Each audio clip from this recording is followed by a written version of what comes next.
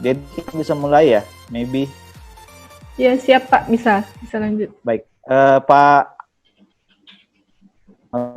Pak Asli sudah jadi host juga ya, biar bisa share screen. Share screennya dari panitia atau dari saya langsung, dari Pak Asli? Oh, dari Pak Asli. Jadi harus ya. jadi ini. Udah saya aktifkan, dijadikan Pak. Host Yola. Baik. Oke, baik. Terima kasih. Assalamualaikum warahmatullahi wabarakatuh. Selamat siang.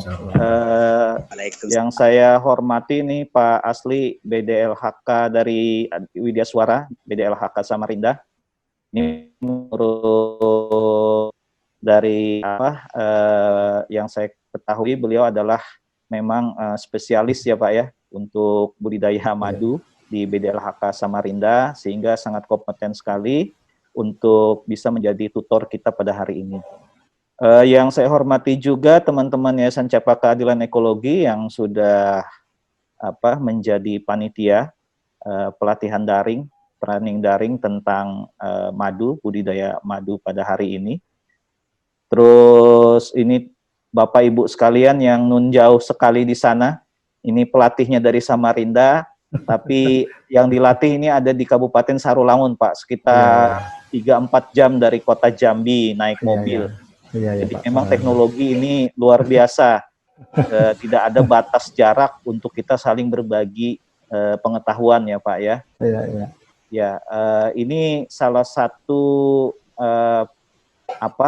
kelompok tani hutan KTH yang mendapatkan izin perhutanan sosial, dan mereka juga sudah mendapatkan sudah membentuk KUPS Pak Asti, ya, kelompok usaha perhutanan sosial, salah satunya madu, dan sudah berhasil lolos verifikasi dari BUPSA, Bina Usaha Perhutanan Sosial, dan ini adalah salah satu kegiatan terkait dengan apa yang menjadi bagian kerjasama dengan BUPSA dengan KTH di Kabupaten Sarulangun, tepatnya di Desa Karangendapo ini.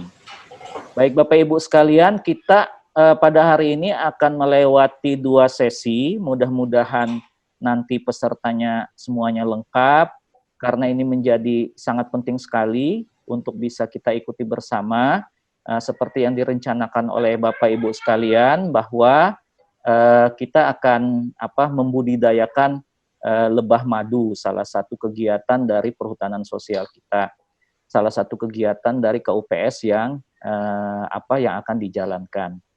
Kita akan bersama dengan Pak Asli, nanti beliau akan memperkenalkan sendiri profil beliau selama 2 sesi, satu sesinya itu kurang lebih 2 jam ya bersama Pak Asli.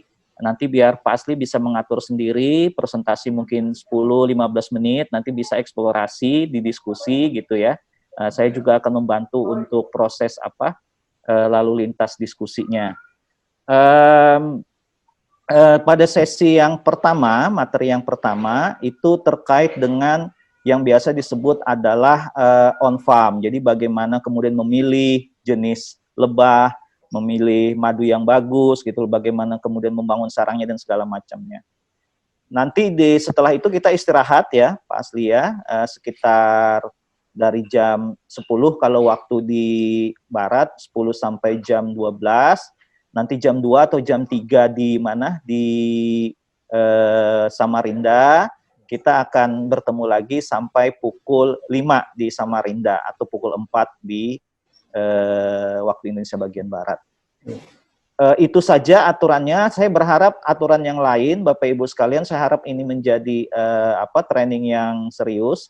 Nanti kalau ada pertanyaan, nanti Bembeng yang menjadi pendamping di sana bisa kalau ada yang satu persatu ikut bergabung, itu bisa raise hand ya, bisa memencet tombol raise hand untuk bertanya, atau juga kalau nanti waktunya tidak memungkinkan, bisa ditulis di kolom chat untuk pertanyaannya, nanti bisa direspon secara tulisan oleh Pak Asli.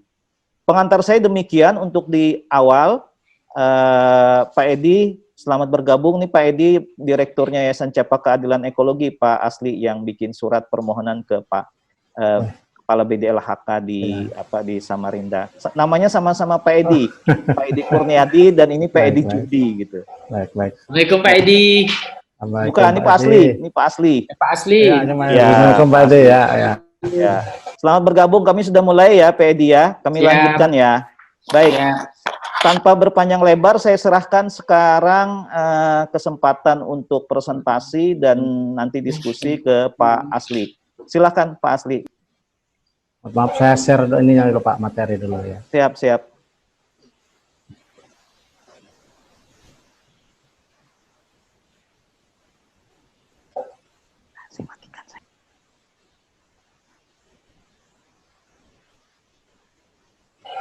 Baik, bisa terlihat Bapak Ibu?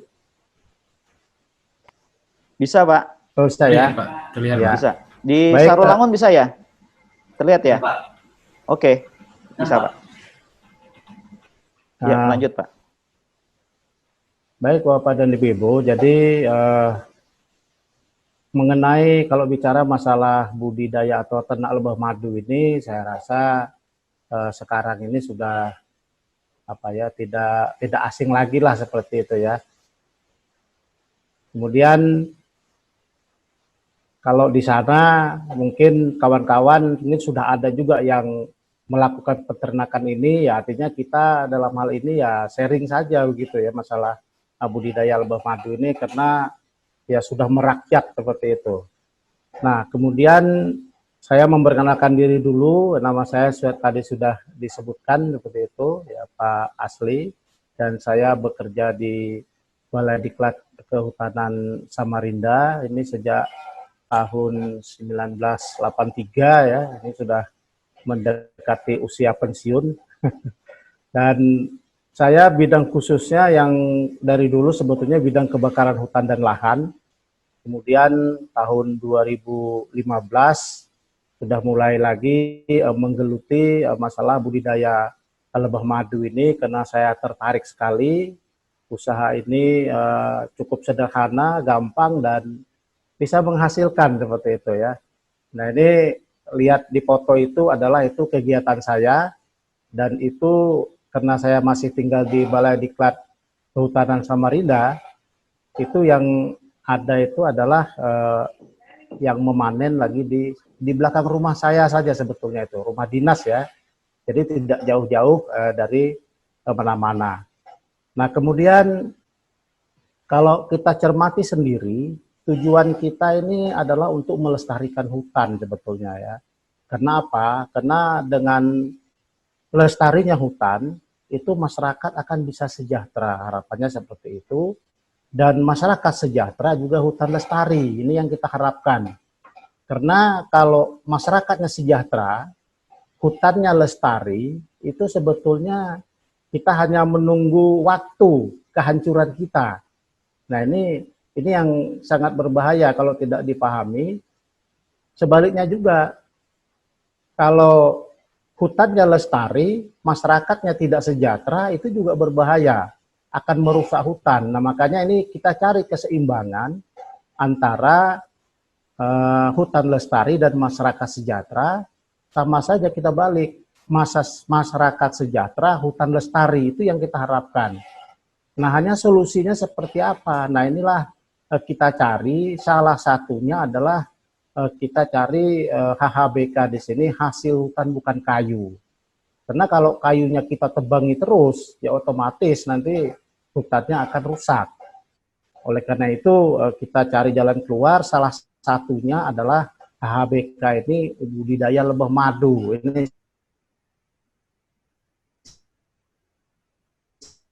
salah satunya. Ini budidaya lebah madu ini kita angkat untuk melestarikan hutan dan untuk mensejahterakan masyarakat. Itu tujuannya. Kemudian kalau kita berbicara lebah madu, nah ini macam-macam lebah madu. Ada yang Apis dorsata. Ini Apis dorsata ini produksinya itu bisa madu, bisa lilin, bisa anakan lebah, bisa juga bibret. Ini Apis dorsata ini lebah madu yang ada di pohon-pohon tinggi. Ada yang mengatakan sialang dan sebagainya. Inilah Dorsata ini tidak bisa dibudidaya dengan cara kotak. Nah, ini kalau dibudidaya di atas pohon dia bisa dilestarikan. Kemudian ada Apis cerana. Nah, ini Apis cerana ini ada juga di pohon, tetapi dia tidak terlalu tinggi. Kalau jenis Dorsata ini dia tinggi nih, 20 meter ke atas. Kalau Apis cerana ini pada umumnya 20 meter ke bawah dia bersarang. Nah, ini bisa menghasilkan madu, bisa menghasilkan lilin, bisa menghasilkan anak lebah, dan ini racun lebah. Nah, ini kita sering dengar terapi lebah ini ya. Jadi jangan coba-coba terapi lebah dengan menggunakan Dorsata. Nah, ini berbeda. Ini kita gunakan Serana. Nah, kemudian kita lihat juga kalau di Jawa itu, mungkin di Sumatera juga banyak, ini ada Apis mellifera. Nah, Apis mellifera ini juga yang sering diternak, dan ini adalah lebah unggul ya, lebah unggul, dan penghasilan produknya banyak, bisa madu, bisa lilin, bisa anakan lebah, bisa bipolen, bisa propolis, royal jelly, dan racun lebah. Jadi terapi lebah itu ada 2 macam yang bisa digunakan, Apis mellifera dan Apis cerana. Nah, ini yang sekarang sedang marak dibicarakan adalah Trigona. Trigona ini mungkin kalau di Sumatera ada yang bilang galo-galo gitu ya. Nah, kalau di Kalimantan ini kelulut seperti itu nih, Apis trigona, kelulut. Nah, kelulut ini bisa menghasilkan madu, bipolen, dan propolis. Kenapa trigona ini sekarang ini istilahnya membuming gitu ya? Karena trigona ini atau kelulut atau galo-galo ini mudah sekali diternak dibandingkan dengan misalnya Apis cerana atau mellifera. Nah, ini silakan nanti bapak-bapak dan ibu-ibu di KUPS-nya kira-kira pemilihannya yang mana?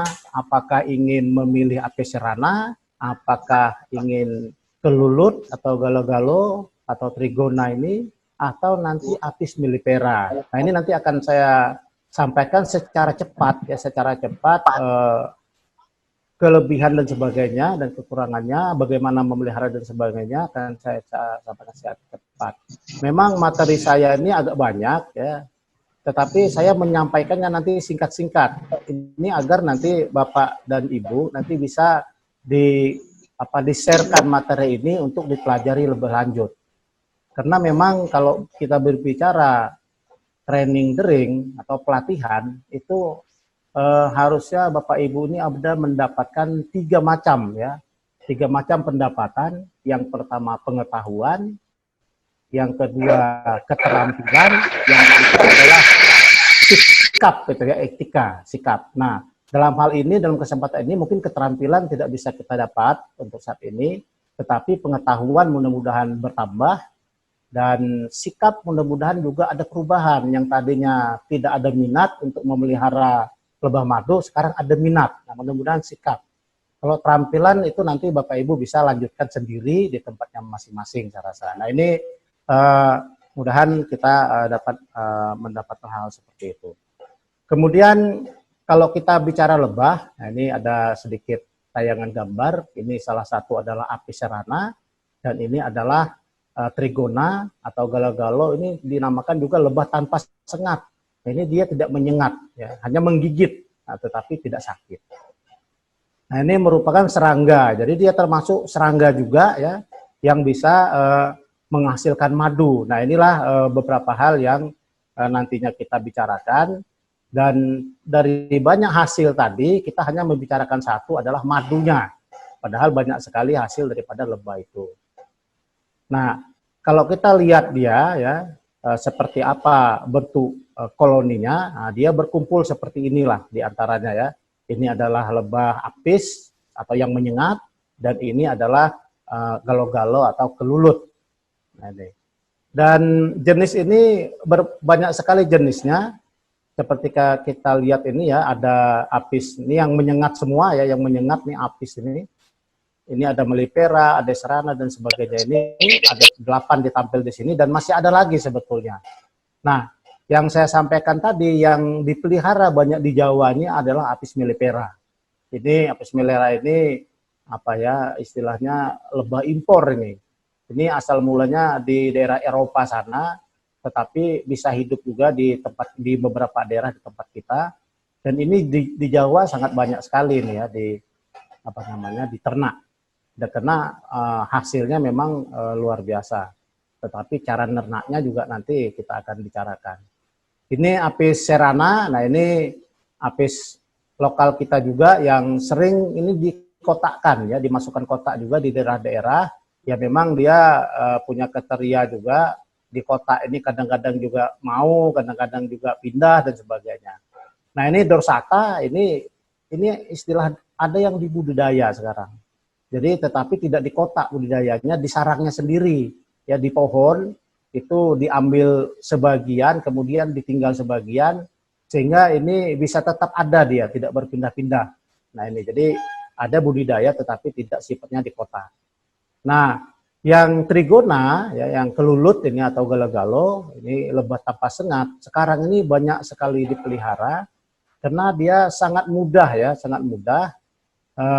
Lepicep ini banyak sekali di Jawa ya, di Jawa lepicep, dan biroi ini sangat banyak dikembangkan di Sulawesi ini biroi, mungkin di Sumatera juga ada juga ya, kemudian ini trigona itama. Nah ini yang banyak dihasilkan yang banyak di budidaya. Yang lain ada tetapi kurang. Nah, kalau biroi ini dia lebih banyak nanti menghasilkan propolis. Nah ini, jadi kalau ingin menghasilkan propolis, ingin menjual propolis yang lebih banyak, itu biroi ini sangat produktif untuk propolis. Ya. Nah, tetapi kalau untuk madu, nah ini jenis itama ini yang banyak sekarang ini di budidaya. Dan karena jenis itama ini madunya ini besar-besar ya, kantong madunya, dan dia bukan diperas seperti biro ini diperas, tetapi kalau itama ini disedot. Nah kemudian banyak sekali ya sampai 30 ini, tetapi yang 3 ini yang banyak di ternak besar-besaran. Nah ya jadi yang seperti kita ketahui juga bahwa lebah ini membentuk koloni ya, di mana dalam koloni itu ada 1 ekor ratu, ya, ada beberapa ratus lebah jantan, dan ada puluhan ribu lebah pekerja. Ini kalau yang apis ya, tetapi kalau yang trigona tentu tidak sampai puluhan ribu ya, tidak sampai. Itu apis serrana dan sebagainya. Nah, tugas-tugasnya tentu ada perbedaan tugas mereka. Ratu ini tugasnya hanya bertelur. Ya, bertelur dan umurnya cukup panjang, bisa 3 sampai 5 tahun, tetapi produktifnya ini 2 tahun. Makanya kalau melipera itu biasa ada peternaknya itu ada kegiatan yang membuat ratu. Jadi kita buat ratu, dan ratu yang sudah tidak produktif, yang umurnya 2 tahun lebih itu bisa diganti. Nah, seperti itu. Jadi kemudian lebah jantan ya tugasnya ini tugas utamanya mengawini ratu lebah yang muda. Jadi ratu ini kawinnya itu hanya 1 kali seumur hidupnya. Kemudian dia bertahun-tahun itu hanya menelur gitu ya. Jadi ini perbedaannya. Kemudian lebah jantan ya. Jadi lebah jantan ini tugasnya hanya mengawini lebah ratu muda. Jadi ratu tua tidak pernah dikawini lagi ya, karena hanya 1 kali kawin ratu ini. Ya umurnya ya menurut referensi saja ya, ini saya sendiri tidak tahu persis, 70 sampai 100 hari seperti itu. Nah, sedangkan lebah pekerja tugasnya ini mencari pakan ya, mencari pakan, memelihara sarang. Umurnya ternyata lebih pendek lebah pekerja ini, sekitar 3 minggu ya menurut referensi. Jadi 3 minggu ini adalah di dalam sarang, ya, mengolah sarang, dan 4 minggunya dia mencari pakan. Jadi umurnya ini mungkin sekitar 2 bulan saja seperti itu. Tetapi dengan adanya lebah ratu tadi, itu maka dia akan menelur terus dan regenerasinya terus berkembang. Seperti itu. Makanya ratu itu sangat hati-hati kita. Jangan sampai ratu itu hilang atau mati. Nah, ini beberapa kita lihat ya bentuk daripada ratu. Nanti saya rasa ini bisa dibaca saja materi ini ya, karena waktu kita singkat, dan saya sengaja menampilkan banyak materi biar nanti bapak-bapak dan ibu bisa mempelajari lebih lanjut seperti itu. Kemudian, nah ini salah satu bentuk lebah jantan ini ya. Ini kalau lebah ratu tadi kita lihat ya, lebah ratu itu diantaranya, nah ini sayapnya pendek ya, terlihat sayapnya pendek. Nah ini kalau kita lihat lebah jantan ini badannya agak besar ya, dan sayapnya juga kita panjang, dan kemudian ini lebah pekerja seperti itu. Ya. Nah, kita berbicara sarana ternak. Apa saja kalau kita mau menternak? Nah, memang ternyata khusus untuk lebah ini, istilahnya lain jenisnya, lain juga keinginan stup atau kotaknya. Karena kalau kita membuat yang tidak sesuai, nanti juga perkembangannya agak berbeda, agak lambat dan sebagainya. Nah, ini yang perlu kita ketahui. Nah, peternak lebah ini ya, sarananya, peralatan utamanya ada peralatan pelengkap dan ada perlengkapan petugas. Ini sarana-sarana yang perlu ada. Nah, sarana utama ini adalah stup ya, atau kotak. Nah, kotak sendiri ya kita lihat di sini. Nah, ini bentuk kotak atau stup serana, apis dan apis serana, apis mellifera itu bentuknya seperti ini ya. Kemudian untuk trigona ini walaupun sama-sama trigona, untuk jenis itama stupnya seperti ini. Kemudian untuk stup biroi ya inginnya seperti ini, dan stup lepis seperti ini, seperti itu. Nah, ini nanti ukuran dan sebagainya akan bisa dilihat. Nah, kemudian apis mellifera. Nah, kita lihat bagaimana ketebalan kayunya dan sebagainya ya. Ini kita bisa lihat di sini ya, sisirannya ya. Ini bentuk kotak, dan kalau mellifera kita harus ada sisiran ini untuk yang diisi dengan air gula gitu ya. Air gulanya ada sisiran atau atau bingkai di dalam ini yang diisi satu untuk air gula, sehingga pada musim peceklik ini dia diisi dengan air gula. Nah, ini beberapa hal yang perlu kita ketahui untuk membuat daripada sarangnya ini. Nah, bentuk kotaknya di atasnya ini tutupnya ini ya, tutupnya ini di sini ada kayu di atasnya sedikit, sehingga tutup atas ini renggang sebetulnya. Jadi tutup atas ini renggang, tidak rapat, sehingga bisa nanti lebah itu masuk lewat atas ini, antara tutup atas dengan kotak atas bisa masuk. Nah, kemudian di bawah ini ada juga lubangnya ya, ada juga lubangnya ini sekitar 2 cm ya. Kemudian fungsinya ini adalah untuk membersihkan nantinya. Pertanyaannya, kenapa di bawah ada lubang, di atas ada lubang? Nah, fungsi lubang di bawah ini nanti untuk kita membersihkan kotak yang ada di dalam. Karena dia ini tidak bisa membuang kotorannya sendiri keluar, sehingga harus kita bantu. Nah, ini salah satu kesulitan daripada ini, dia bisa membuang tapi tidak banyak, tetap harus kita bantu. Nah, kemudian ini bentuk sisiran yang di dalam seperti ini ya, seperti ini bingkainya, dan ini ada kawat sebetulnya di sini, hanya tidak terlihat mungkin ada kawat nanti untuk kita dia dengan kuat meletakkan sarangnya. Ini adalah apis mellifera dan serana. Kemudian kalau tadi untuk mellifera, bedanya sedikit ada ukuran ya. Jadi nanti Bapak Ibu bisa lihat ukurannya hanya berbeda.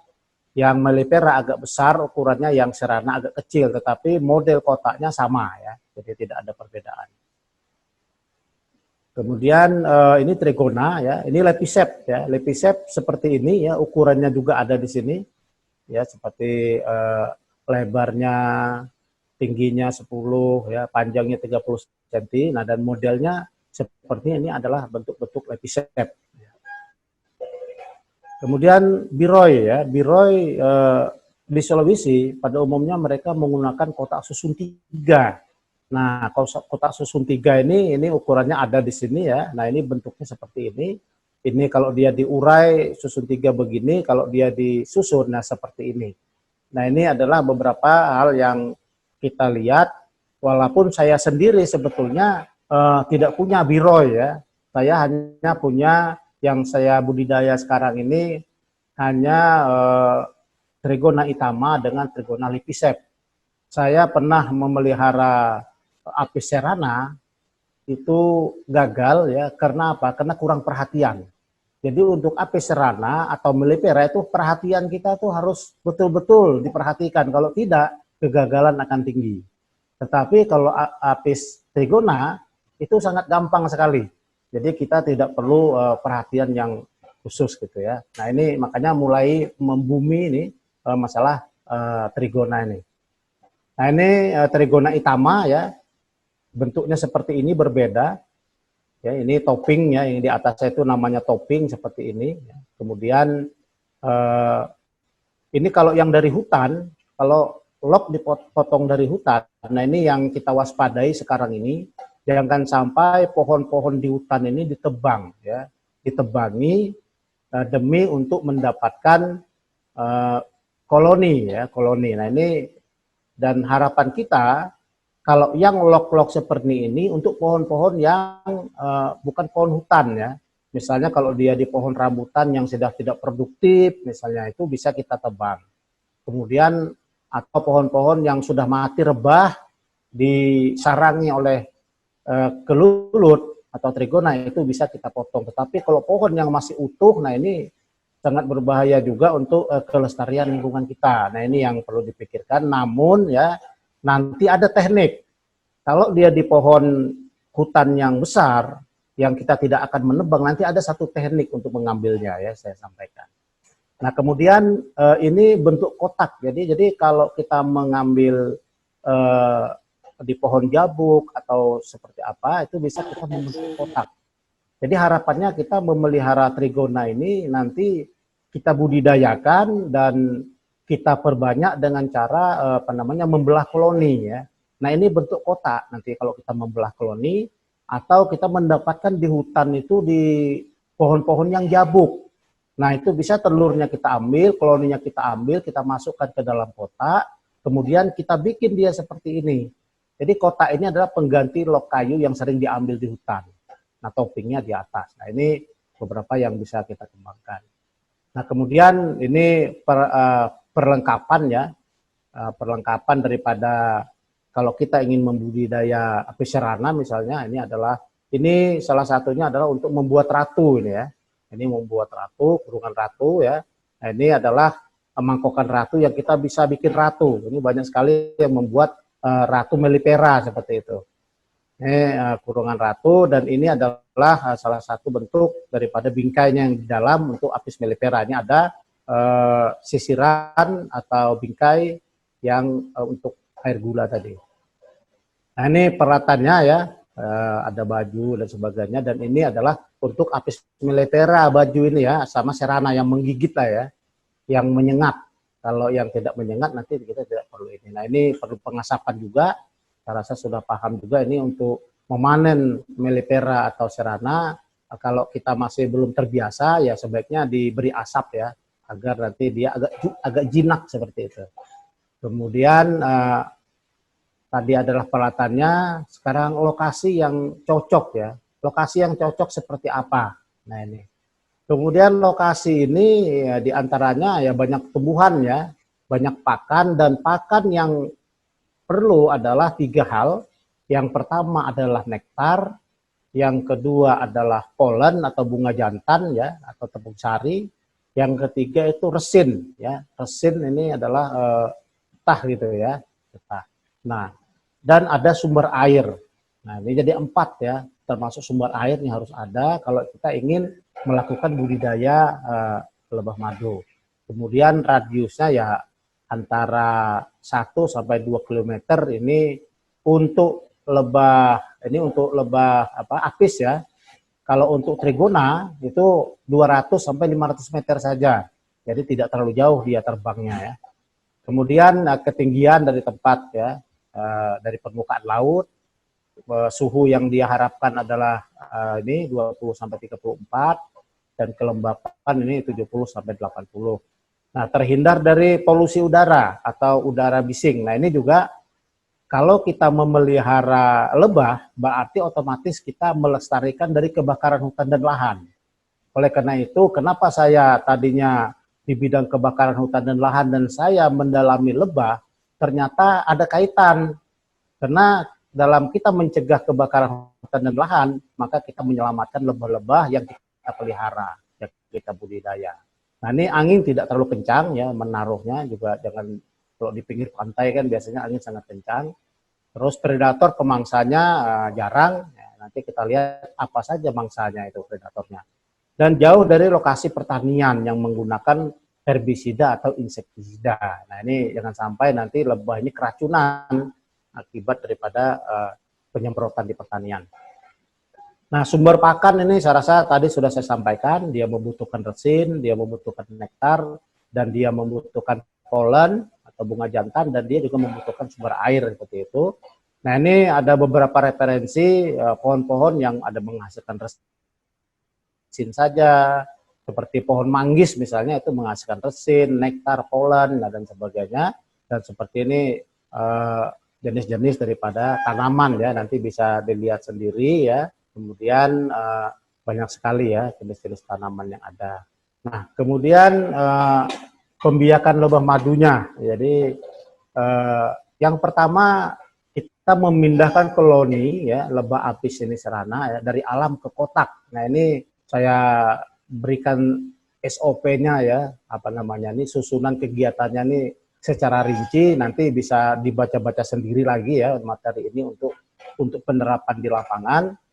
Nah, ini yang sering dilakukan oleh teman-teman ya yang berburu apis serana di hutan ini, di alam ini. Mereka bisa di samping mengambil madunya juga mereka bawa koloninya ya, bawa koloninya dengan cara mereka menangkap ratunya dan dikurung. Ini seperti gambar di bawahnya ada kurungan ratunya ya. Ini kurungan ratunya dikurung, tetapi kurungan ratu ini bukan hanya seperti ini, ada juga yang hanya dari kawat di lingkar-lingkar, yang penting dia terkurung gitu. Nah, ini dilakukan. Tapi ada juga yang cara ratunya itu diikat. Tapi saya harapkan jangan ya, karena diikat ini risikonya tinggi untuk kematian daripada ratu itu sendiri. Karena ratu itu hanya satu ekor. Kalau kita tangkap kemudian dia mati, wah itu kasihan seperti itu. Nah, ini beberapa teknik ya. Jadi sarangnya ditempatkan di bingkai ini, ratunya dikurung, dan ratu ini dikurung bukan sendirian, dimasukkan juga 2 atau 3 ekor lebah jantan. Bukan, maaf, lebah pekerja ya. Karena ratu ini dipelihara oleh lebah pekerja. Makanya kita masukkan biar ada teman, nanti beberapa hari kemudian kalau dia sudah menyatu, itu dilepas seperti itu. Nah, ini dan di dalam kotak kalau sudah dimasukkan dibiarkan ya, jangan diganggu. Nah, ini salah satu cara ya. Kemudian ada cara dengan menjebak seperti ya di hutan itu seperti yang kita lihat di sini juga ada ya. Kemudian tadi membelah koloni ya, terus menjebak di hutan, bisa dibaca nanti. Kemudian pemecahan koloni apis serana ya bisa seperti ini ya. Ini yang tadi penuh, ada misalnya ini ada 7 sisiran di sini. Nanti kita ambil kotak kosong, kita bagi 2 ya. Jadi proses daripada pemindahan ini ya bisa nanti diikuti ya seperti yang tertera yang saya tulis di sini. Jadi nah ini kelanjutan daripada proses pemecahan koloni tadi. Jadi kalau untuk lebah apis itu tadi ada 3 cara ya, ada mengambil di hutan ya, ada juga untuk membelah koloni dan sebagainya. Nah, kemudian kalau ingin melihat seperti apa sih telur daripada apis ya atau serana atau melipera. Nah, ini telurnya seperti ini ya. Kalau ini pernah saya tanyakan ke ahlinya di Madu Pramuka. Ini betulkah seperti ini? Ini katanya ini direkayasa susunannya ini. Nggak ada dia rapi seperti ini. Biasanya ya ada sini satu ya. Ini direkayasa aja, dirapi, ditempelkan seperti itu ya. Karena atu ini bisa dibikin, ya bisa dibikin. Kemudian nanti ini bisa ditempel-tempel, disusun seperti ini. Nah ini untuk pendalaman daripada pelaksanaannya.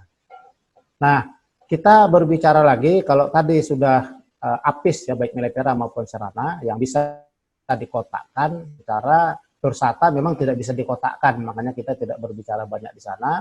Terus kita berbicara koloni Trigona ya, Trigona atau galo-galo atau kelut tadi itu. Nah di antaranya adalah dengan cara mengambil koloni di pohon ya, membagi di pohon. Nah di pohon ini, nah ini supaya kita tidak menebang, ini dilobangi pohonnya ya. Pohonnya ini dilobangi saja di mana kelulutnya ada, kita lobangi, kemudian kita ambil sarangnya dan kita masukkan ke kotak. Inilah cara yang bijak ya supaya kita tidak menebang pohon, walaupun rusak juga pohonnya sebetulnya. Tetapi ya harapan kita pohonnya masih bisa hidup seperti itu. Nah kemudian ada lagi dengan cara apa namanya mencangkok ya. Jadi tadi mencangkok, nah ini mencangkok ini sangat bijak sekali pengambilannya di hutan gitu ya, sangat bijak. Ini kita ambil, kita bawakan kotak di hutan itu, kemudian antara pintu keluar masuknya di pohon dengan di kotak ini kita bikinkan 2 lubang. Jadi kita kasih apa namanya dengan selang bening ini supaya kita melihat ya. Sebetulnya boleh saja selang apa saja, hanya selang bening supaya kita melihat. Nah kita sambungkan dengan selang antara pintu masuk atau lubang yang di pohon dengan lubang kotak ini kita sambungkan di sini. Kemudian kotak depannya kita kasih lagi lubang pintu masuknya, keluar masuknya. Nah, sehingga di kotak ini ada 2 lubang belakang dan lubang depan untuk itu masuk. Nah, ini cara-cara ini saya rasa sangat bijaksana. Memang dia agak lambat, ya bisa 3-4 bulan lah ya, baru kita bisa ambil koloninya dalam kotak ini kalau sudah ada telur. Jika telur sudah ada di kotak yang kita tempelkan di pohon ini, maka kita sudah boleh mengambilnya untuk diternak di lokasi kita. Nah ini cara-cara yang dilakukan lebih bijaksana lah seperti itu ya, untuk tidak merusak daripada pohon. Nah kemudian ada juga dengan cara jebakan, yang menjebak. Nah ini jebakan ini bisa dibuat ya. Jadi dengan kalau tadi jebakan untuk Apis serana misalnya, kotaknya kita oleskan sarang lebah itu atau lilinnya itu ya untuk menjebaknya. Tetapi kalau Trigona itu atau kelulut, kita oleskan itu propolis ya, kita oleskan propolisnya. Jadi untuk menjebaknya. Jadi bisa kotak, bisa juga bambu ya, bisa juga paralon, nah bisa juga ini botol aqua ini. Jadi kalau paralon atau botol aqua ini supaya dia tidak terlalu panas, di luarnya ini misalnya botol aqua kita bungkus dulu dengan koran ya, kita bungkus dengan koran agak tebal, nanti paling luarnya itu kita kasih plastik. Nah kita kasih plastik agar kalau hujan dia tidak basah. Nah ini kita tempel saja di daerah-daerah yang ada koloninya atau daerah pemeliharaan kita. Nah nanti kalau sudah penuh seperti ini, sudah bertelur dia, nah maka ini bisa kita pindah atau kita belah, kita masukkan ke dalam kotak pemeliharaan. Nah ini juga sama, ini 3-4 bulan ini ya baru berhasil seperti ini biasanya. Ya. Nah ini salah satunya cara membelah koloni ya, ini kebetulan koloni Itama yang saya belah ini. Nah kalau dia belum ada telur muncul di atas ini, kita hanya memproduksi madu saja, ya memproduksi madu. Tetapi manakala nanti ada telur muncul di ini topping namanya yang di atas tadi ya, topping ini muncul di sini. Nah maka ini sebahagian daripada telur itu bisa kita pindah, ya. Sebagian telur ini kita pindah ke kotak seperti ini. Nah, ini. Yang tadinya dia di dalam topping atau kotak atas gitu ya, kita pindah di seperti ini. Nah ini kita pindah bersama telur calon ratu ya. Jadi ratunya ada di sini. Saya rasa di atas ini sudah tahapan-tahapannya ada ya. Kemudian nanti telur ratunya dan telur ratu dan telur yang lainnya ini setengahnya kita pindahkan ke dalam kotak yang akan kita kotak baru itu. Sementara ratunya kita tinggal. Dan kita memindah ini bukan hanya telur dan kotak, tetapi sarangnya juga, polennya ini juga sebagian kita pindahkan ke kotak untuk makan dia tahap awal seperti itu. Nah, ini beberapa cara untuk membelah koloni. Kalau ini kebetulan koloni sama, kalau Lepicep untuk telurnya berbeda. Nah, ini salah satu bentuk lock ya, ini bentuk lock, ini yang dari hutan. Sementara yang di belakangnya lock ini, Bapak Ibu bisa lihat, ini adalah pecahan koloni bentuk ada. Jadi saya sudah punya 16 ya, dari dulu 10 ya, dari 10 lock ini yang saya punyai mulai tahun 2018, dan saya sudah punya 16 ya, 16 kotak ya, pecahan daripada yang 10 tadi. Nah, ini bentuknya kotak seperti ini, kita pindah dan kita kasih topping, dan biasanya memang agak lama ya untuk menghasilkan madu, sekitar 10 bulan. Jadi sejak kita pindah, ya telurnya kita pindah ke kotak, sampai nanti kita menghasilkan madu, itu bisa dipanen itu sekitar 10 bulan. Tetapi nanti setelah 10 bulan ya kita bisa panen sebulan setengah seperti itu. Nah, ini salah satu pemindahan koloni untuk jenis Itama ya. Nah, sekarang bagaimana untuk pemasangan topping? Nah, ini kalau kita mengambil misalnya dari pohon rambutan yang sudah produktif, kita tebang, atau pohon-pohon nangka dan sebagainya ya, yang kita tebang, nah kemudian kita pasang kotak atas atau topping. Nah, seperti inilah kira-kira pemasangan toppingnya. Tadi ukuran topping di atas sudah ada ya, saya sampaikan sudah. Nah, ini kita pemasangannya, dan di atasnya ini dikasih kertas plastik bening ya. Dikasih plastik bening, kemudian di dalamnya juga dikasih propolis agar memancing ya, untuk memancing daripada kelulut yang di dalam lock tadi naik ke atas topping untuk menghasilkan madu. Jadi sebetulnya ini topping ini hanya untuk produksi madu ya, sedangkan sarangnya itu diharapkan di bawah, di pohonnya ini, di locknya ini. Nah, ini seperti ini kita lihat kalau sudah toppingnya terjadi, dan ini kalau seandainya kita sudah yang kotak ini kita menggunakan pecahan daripada koloni yang ada, atau kita mengambil telur-telurnya yang ada di hutan seperti itu, yang di kayu jabuk dan sebagainya. Nah, ini pemasangan toppingnya. Kemudian hama dan penyakit. Ya, saya rasa untuk hama dan penyakit ini bermacam-macam ya. Ini hama dan penyakit, dan diantaranya adalah bisa kita berantas misalnya secara mekanis ya, dengan membunuh dan sebagainya. Dengan kimiawi, dengan kimia ya bisa menyemprot, bisa perbaikan paritas ya. Jadi kelulut ini kalau misalnya kita perbaiki koloninya kita perkuat, maka dia akan tahan terhadap penyakit-penyakit atau hama. Nah, secara biologi tapi jarang juga ini dilakukan ya, dan sanitasi biasanya yang sering dilakukan adalah secara mekanis, kimia, dan sanitasi. Itu biasa yang dilakukan. Jadi sanitasi ini terus kebersihannya, kimia ini nanti bisa saja misalnya menggunakan belerang dan sebagainya. Nah, ini yang sering juga menjadi untuk apis ya. Yang apis ini juga rentan juga serangan daripada tawon ya. Tembuhan ini di Kalimantan Timur untuk melipera itu jarang sekali yang berhasil. Saya melihat beberapa teman-teman yang memelihara melipera di Kalimantan Timur ini selalu diserang oleh tembuhan ini ya, dan selalu mati seperti itu. Dan yang tersisa adalah paling serana gitu, yang lebih agak kuat.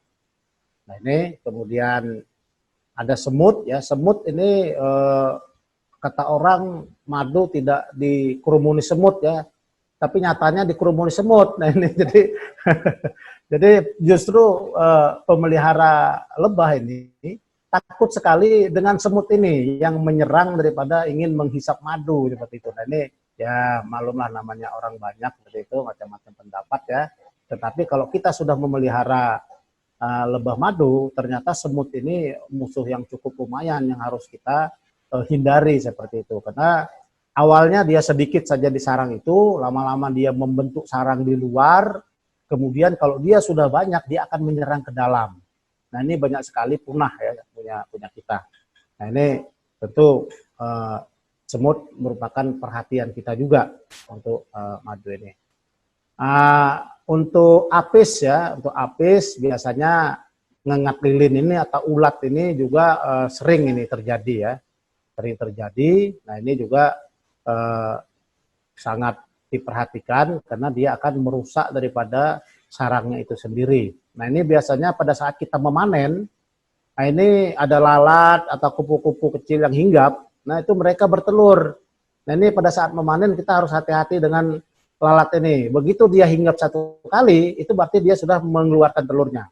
Berarti otomatis dalam waktu dekat, ulat akan ada di dalam. Nah ini memang beberapa hal yang harus kita perhatikan. Ini ada tungau misalnya ya, tetapi baik ulat tadi maupun tungau ini salah satu untuk cara menanganinya adalah dengan belerang dan kapur barus ya. Nah ini belerang kapur barus ini dihancurkan. Nah ini sudah ada juga di sininya saya bikin catatan di sini. Nah kemudian nanti dia ditaruh saja di bawahnya ada lubang bawah itu kita masukkan ke dalam.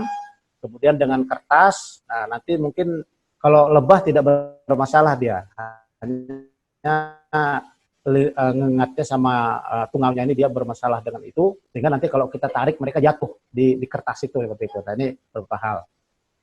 Nah kemudian lalat buah ini juga sama, juga nanti menghasilkan ulat juga seperti itu ya. Nah dan ini kita lihat dulu ada ini foto-foto manen disedot ya. Wah ini sekarang sudah tidak dianjurkan lagi nih ya dengan menyedot seperti ini, karena mungkin saja kita menyedot ternyata ada juga yang air liur lah gitu ya jatuh ke bawah. Jadi kalau ini dulu jadi semacam pameran, sekarang jangan dipamerkan lagi kalau seperti ini, berbahaya, madu bisa tidak laku seperti itu gitu ya untuk cara menyedot ini ya. Nah kemudian cicak ini sebetulnya tidak terlalu berbahaya ya. Kenapa? Karena dia ini makannya sedikit. Jadi kalau kita bisa menghindari bagus juga. Kalau toh tidak terlalu. Karena dia makan paling 2 atau 3 ekor sudah kenyang. Nah ini jadi tidak terlalu memunahkan daripada koloni. Tetapi kalau semut tadi malah justru berbahaya yang kecil tadi itu. Nah itu kelabang juga ada ya. Nah ini kalau kita lihat ini Susun 3 nih, kota Susun 3 ini pada umumnya nih di Sulawesi ya, di daerah Luwu sana ya. Di daerah Luwu ini sangat terkenal sekali dengan trigonanya, trigona biroynya, penghasil propolis yang luar biasa. Nah kemudian burung walet. Nah ini burung walet ini juga salah satu yang berbahaya juga, tetapi kita lihat dulu burung walet ini dia cara makannya itu dia di atas tajuk. Ya, dia tidak pernah masuk di bawah-bawah tajuk. Sementara lebah kelulut atau lebah ini ya, dia berada di bawah tajuk. Cari makannya di bawah tajuk. Sehingga tidak ketemu dia dengan walet atau burung seriti itu. Makanya banyak sekali di Kalimantan sini yang saya lihat pertama ya di daerah Kalimantan Timur, walaupun burung walet itu hanya 50 meter, 100 meter dari peternakan kelulut, tidak masalah. Tetapi posisinya adalah di bawah pohon kelulutnya ini naruhnya, tidak di daerah terbuka. Kalau daerah terbuka itu akan disambar oleh burung walet atau burung seriti itu. Nah ini beberapa hal, jangan khawatir kalau ada orang bikin sarang burung walet, kemudian jangan khawatir kita untuk beternak lebah madu di sana, tetapi dengan catatan kita lihat habitatnya. Nah ini habitat walet cari makan di atas tajuk, di daerah terbuka, sementara lebah sendiri dia di bawah tajuk gitu ya. Jadi tidak masalah. Nah, ini penyakit keracunan yang tadi ya, bisa penyakit dan keracunan ini bisa terjadi ya. Kemudian bisa juga kalau lebah apis ini ya, bisa juga kelihatan ada putih-putih, itu ada mencret-mencret dan sebagainya. Ini ternyata teman-teman yang melihara ini punya pengalaman seperti itu, yang khususnya melipera ini yang sering ya, yang agak lemah. Ya, saya rasa bapak-bapak dan ibu-ibu, secara singkat bukan secara singkat ya, secara cepat itu saya menyampaikan materi ini. Mudah-mudahan nanti bisa dibaca. Sengaja saya bikin lengkap materinya seperti itu, biar nanti ada bapak-bapak ibu-ibu bisa mengulanginya kembali, urutan-urutan daripada pelaksanaannya. Saya rasa itu kalau diurut dengan itu, apakah belah koloni, apakah mengambil koloni di hutan dan sebagainya, kalau diurut ya insya Allah nanti berhasil seperti itu. Saya rasa itu Pak yang kami sampaikan. Saya kembalikan ke host ya. Terima kasih. Terima kasih Pak Asli. Ya. Ini presentasinya kalau ibarat kita beli makanan cepat saji ini paket lengkap ini Pak. Ya, iya. Jadi paket lengkap disajikan dengan cepat ya. Dari sejak pemilihan jenis lebah, bagaimana kemudian membudidayakannya gitu, membuat sarangnya dengan baik, sampai kemudian potensi-potensi ancaman, baik itu serangan dari penyakit atau kemudian dari hewan-hewan yang lain yang juga bisa berpotensi mengganggu ya, mengganggu proses dari budidaya lebah madu ini. Ada beberapa saran dan pertanyaan tadi dari Pak Asli. Pertama adalah walaupun tadi ada setidaknya ada 30 jenis juga, jenis lebah madu tadi. Terus kemudian ada beberapa jenis juga pola-pola pemeliharaan yang bisa dikembangkan. Nah, nanti silahkan Bapak Ibu sekalian itu bisa memilih mana kira-kira yang akan difokuskan, apakah kelulut gitu ya, terus atau propolis atau yang mana, sehingga nanti bisa diskusinya menurut Pak Asli bisa lebih fokus lagi nanti ke pola yang mana atau jenis budidaya lebah madu yang mana yang ingin dikembangkan. Baik, kita masih punya waktu 1 jam lebih. Silahkan jika ada yang ingin bertanya kepada Pak Asli. Dari materi ini pertanyaannya nanti fokus belum sampai ke pasca panen ya. Pasca panen nanti jam 2 nanti sampai jam 4 kita akan berdiskusi dengan Pak Asli. Saat sekarang bagaimana memilih madu, bagaimana membuat sarangnya, menghindari ancaman dari potensi hama dan segala macamnya, itu sampai di situ materi kita pada pagi ini agar lebih fokus. Silahkan kalau ada yang ingin bertanya, teman-teman pendamping dari CAPA juga boleh kalau ingin ada yang ditanyakan agar nanti bisa lebih memperdalam materi dari apa yang disampaikan oleh Pak Asli. Silahkan Pak Abdul Rojak, saya lihat sudah angkat tangan. Silahkan Pak Abdul Rojak, kami mendengar. Nah ya, silahkan langsung saja. Ya, saya mau menanyakan Pak, perkenalkan bagaimana diri menentukan dulu, Maaf Pak Abdul Rojak, perkenalkan diri dulu, perkenalkan diri. Pak Asli kenal. Ya, nama saya Abdul Rozak dari kelompok tani Telang Jauh, Karangmondapok. Baik, makasih. Silakan. Saya mau menanyakan bagaimana menentukan ratu lebah dengan lebah biasa. Itu, Pak. Cukup? Ada lagi Pak Abdul Rojak? Cukup.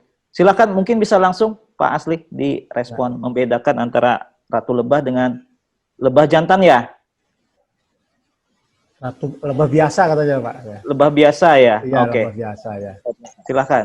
Baik, terima kasih ya. Seperti tadi yang sudah, saya tidak menayangkan lagi ya, hanya kita ngobrol aja. Seperti tadi kita lihat bahwa lebah ratu itu dia lebih besar ya, lebih besar daripada lebah yang lain. Jadi kalau kita lihat perhatikan lebah ratu itu dia lebih besar. Memang awalnya begitu dia menetas, lebah ratu ini tidak terlalu besar.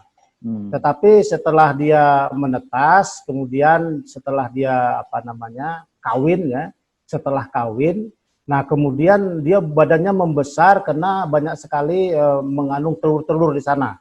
Ya, sudah membesar sehingga kalau kita lihat jelas terlihat kalau dia sudah kawin tadi itu sudah kawin gitu ya. Kemudian sayapnya dia lebih pendek daripada tubuhnya.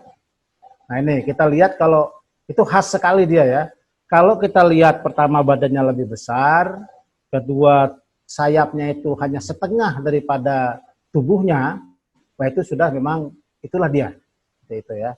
Memang kalau kita mengambil di hutan itu, misalnya kita mengambil yang ada di pohon ya, kita cari ratunya itu, memang agak sulit ya, karena dari ribuan itu hanya satu seperti itu, makanya perlu kecermatan-kecermatan.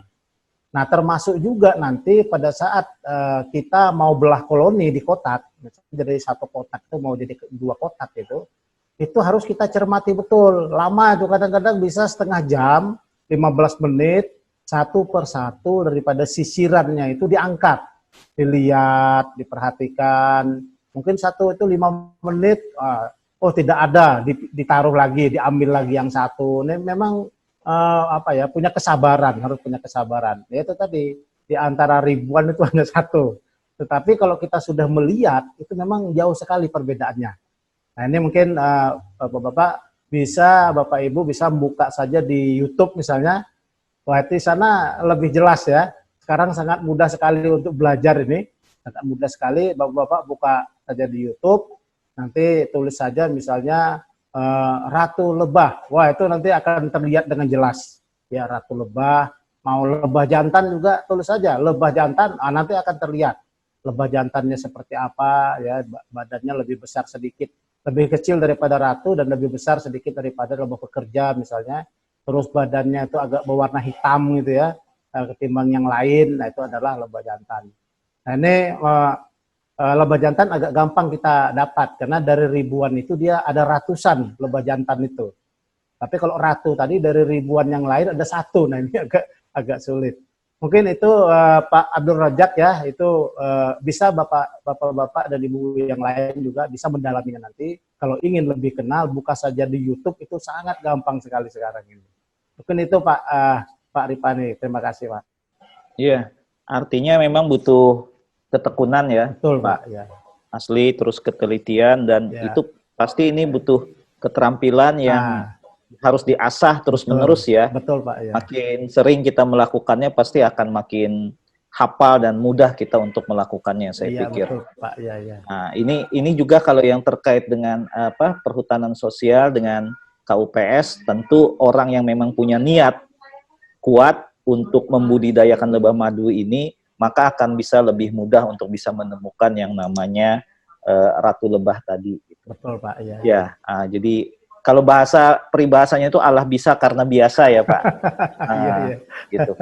Baik, ini ada juga yang sudah angkat tangan, Pak Dedi Gustian. Silahkan, Pak Dedi. Baik, makasih Bang Ripani. Assalamualaikum, Pak. Bangga sekali kau hari ini. Makasih Bang. Bola kenapa ketawa? Ini terkait teknis Pak.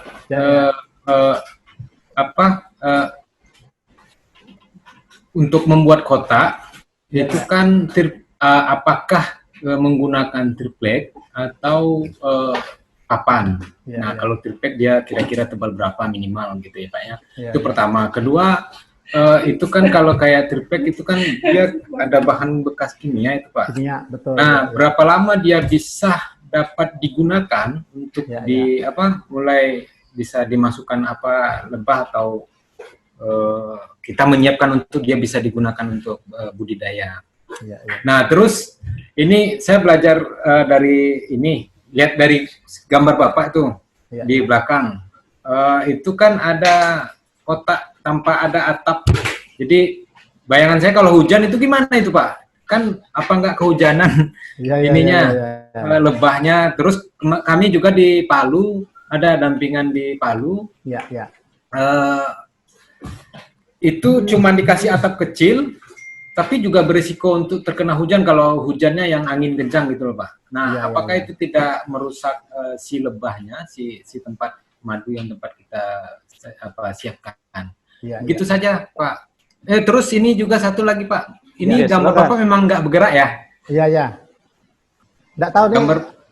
Nggak, ini masalah mungkin Pak, masalah sinyal lagi. Ya. Oke, siap. Masalah sinyal. Makasih Pak. Ya, makasih. Oke, baik. Silakan aja Pak Abdul Razak. Pak Asli, sorry. Baik Pak, ini sebetulnya bergerak Pak, cuma mungkin masalah sinyal mungkin ya. Jadi, Nah, kemudian apa namanya? Triplek tadi ya. Triplek, jadi apakah papan apa triplek. Jadi memang kalau papan sebaiknya tebal Pak ya. Sebaiknya tebal. Kemudian ini saya terganggu juga Pak dengan punya sendak bergerak, ini apa sebabnya? Iya. Nah, kemudian papan itu pada umumnya kalau papan ini ada yang 1,5 cm tebalnya, untuk dinding biasanya ada 2 cm biasanya untuk lantai. Nah, kita sebaiknya pakai yang tebal ya, pakai yang tebal itu 2 cm. Dan kalau saya malah kurang, malah saya 2 cm itu saya lapis 2 lagi seperti itu untuk kotak bawahnya itu. Karena dia semakin tebal, itu semakin suka dia. Makanya dia suka di pohon itu, karena pohon itu kan tebal dia hanya di rongga di tengah. Nah ini, karena di samping dingin, ya, di samping dingin, juga mengurangi suara bising dari luar. Jadi lebah ini kalau ditaruh di tempat bising, seperti saya tadi sampaikan di atas, sementara di lokasinya itu jangan ada bising seperti itu ya. Nah dia tidak suka. Nah oleh karena itu, ketebalan daripada papan itu juga sangat bagus untuk mengurangi bising dan kalau kena sinar matahari mengurangi panasnya seperti itu.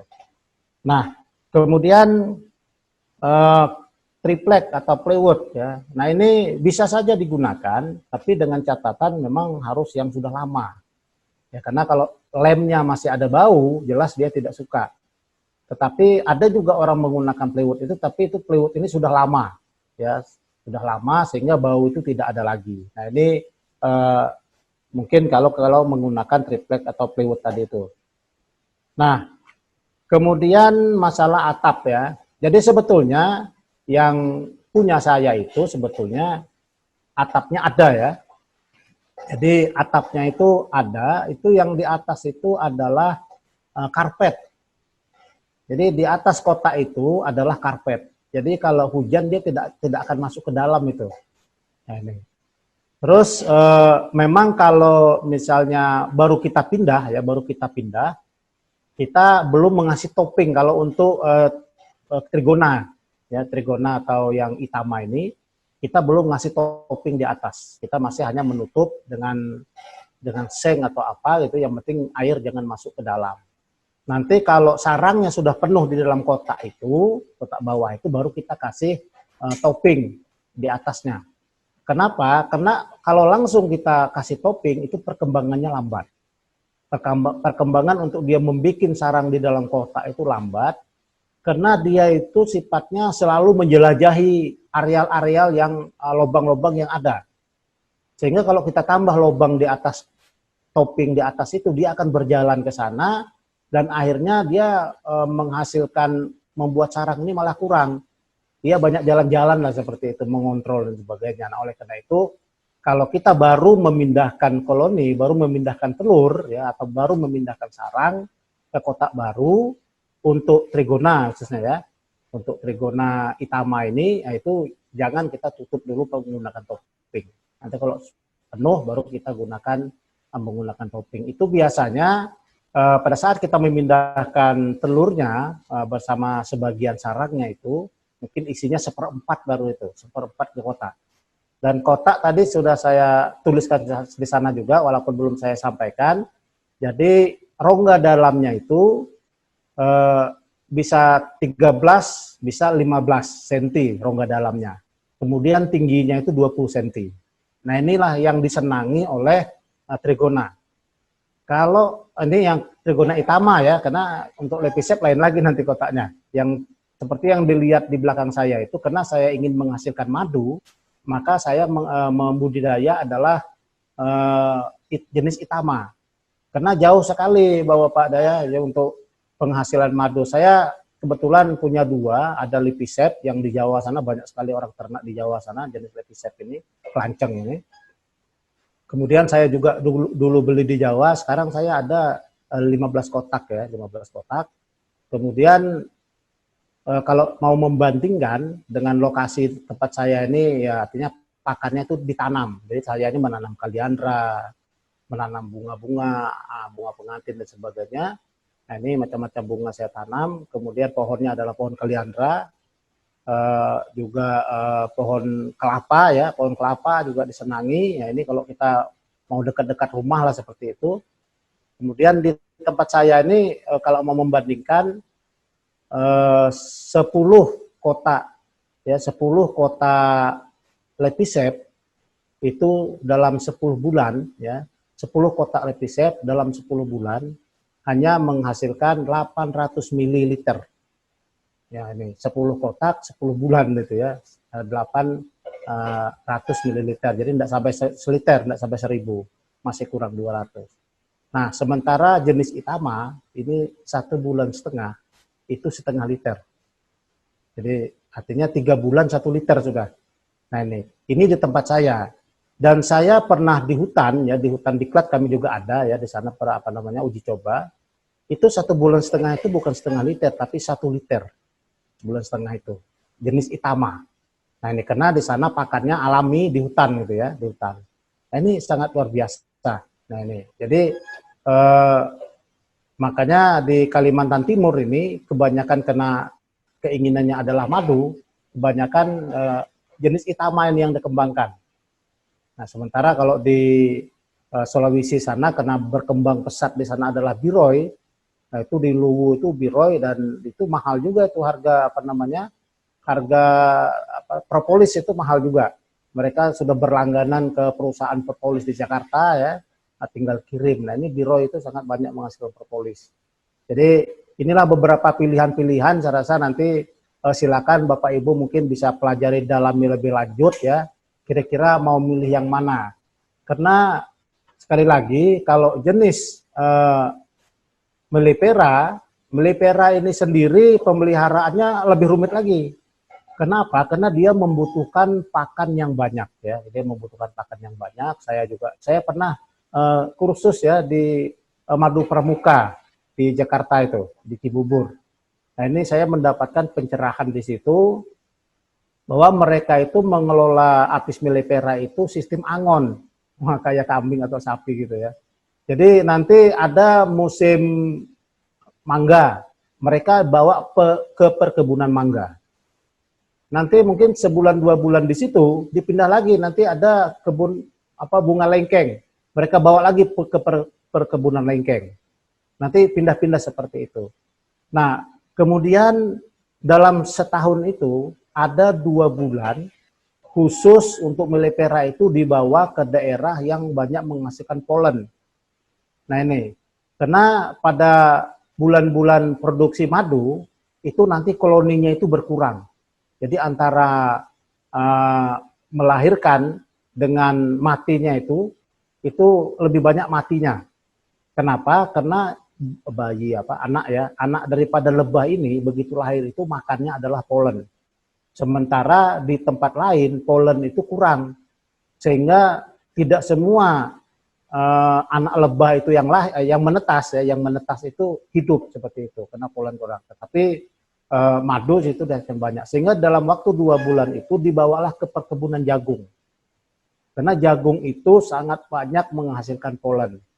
Dan selama 2 bulan itu kata guru saya itu tidak menghasilkan madu, madu hanya untuk dia makan saja sendiri. Yang dia plusnya, karena kan yang kita panen ini kan yang simpanan dia gitu ya, plusnya daripada makanan dia. Nah di kebun jagung itu polen yang dipanen. Nah di sana ada jenis alat ya, ada jenis alat itu perangkap untuk melepas polen daripada lebah itu. Jadi begitu lebah itu mau masuk ke dalam sarang, itu polen itu kan dibawanya di kaki. Kalau Bapak Ibu melihat kaki, di kakinya dua itu ada yang kayak kuning-kuning, nah itu adalah polen, itu bunga jantan itu ya, bunga jantan itu. Nah itu begitu dia masuk ke dalam sarang untuk Apis mellifera itu, kakinya itu sangkut karena dia dikasih lubang-lubang. Begitu masuk ke lubang itu tubuhnya masuk, tapi kakinya sangkut. Begitu kakinya sangkut, yang kuning itu jatuh. Maka jatuh disanggah lah oleh ada penyangganya seperti itu. Nah ini, maka yang dihasilkan adalah polen saja selama sekitar 2 bulan itu. Nah karena polen itu di sebagian diambil oleh dipanen, sebagian dia masukkan ke dalam sarang diolah, maka di situ anak-anak yang lahir itu akan akan menetas semua. Terjadilah lebah itu surplus, lebih banyak yang hidup daripada yang mati. Nah kita tahu tadi kan umurnya kan hanya sekitar 2 bulan saja gitu kan.